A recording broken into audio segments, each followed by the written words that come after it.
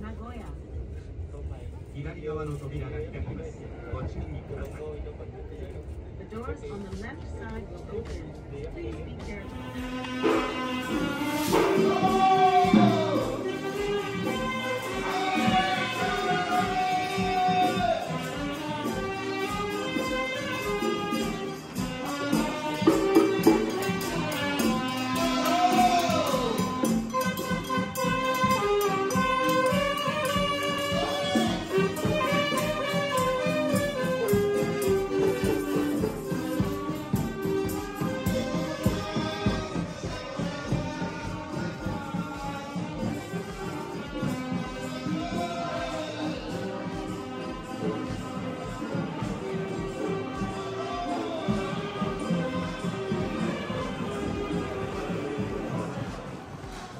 What's up guys? Andito na naman tayo ngayon sa Oso Shopping Street dito sa Sakae, Nagoya.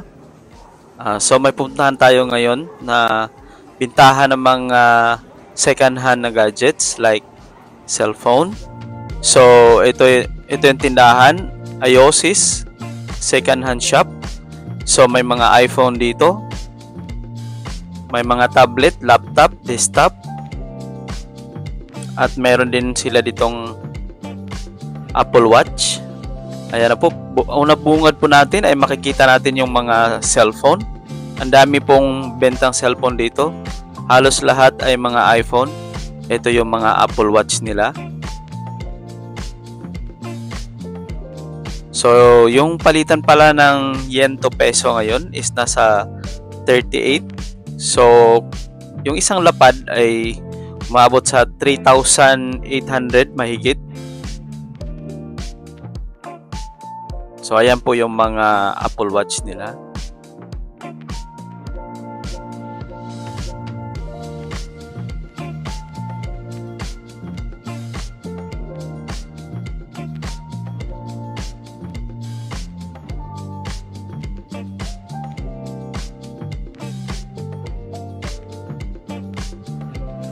Ang kagandahan nga pala ng shop na to guys is may 3 months warranty sila.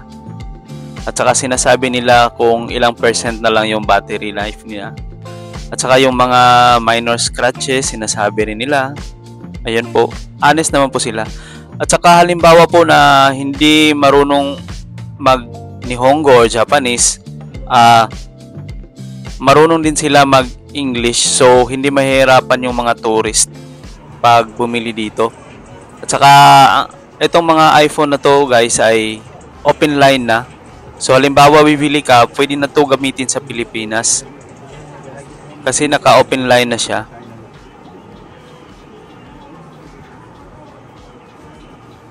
Meron din ditong mga Android na binibenta guys, tulad ng mga Samsung, ano pa ba, Oppo, Realme. So meron din dito.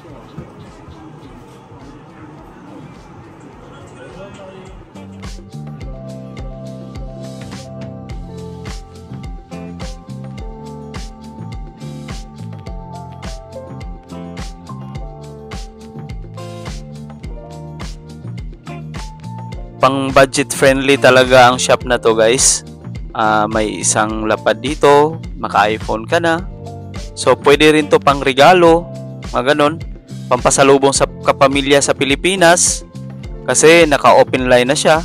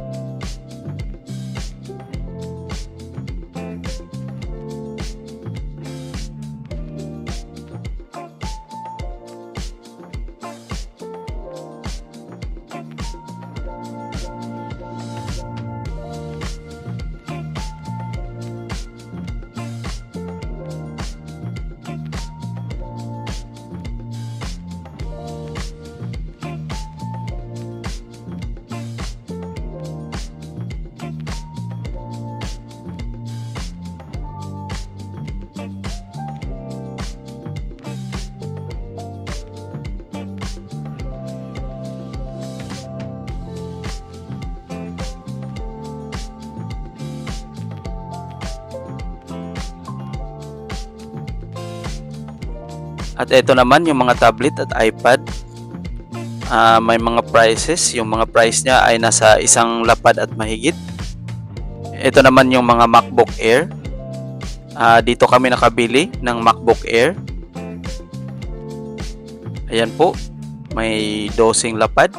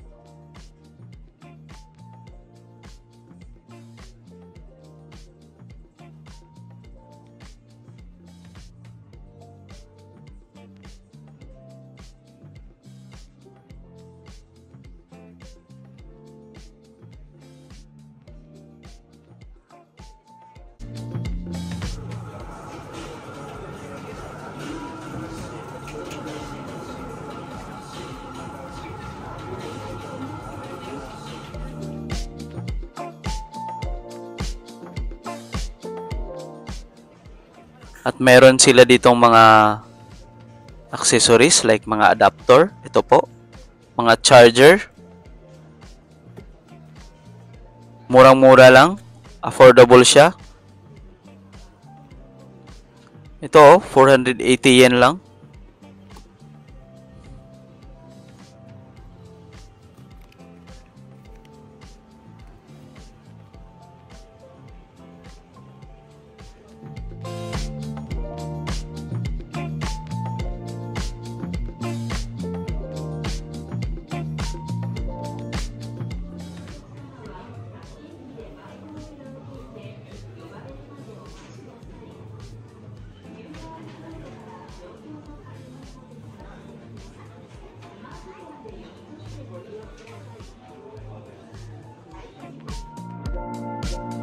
Meron din silang mga box dito sa iPhone.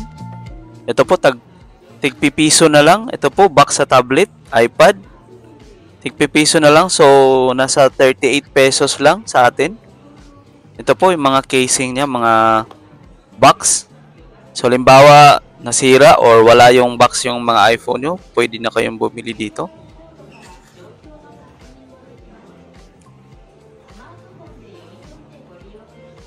At ito rin po yung mga headset nila.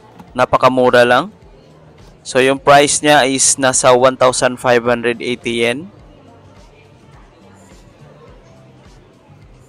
So hanggang dito na lang po. At thank you for watching. Please subscribe at hit the notification bell para updated ka sa aking mga vlog. Thank you po.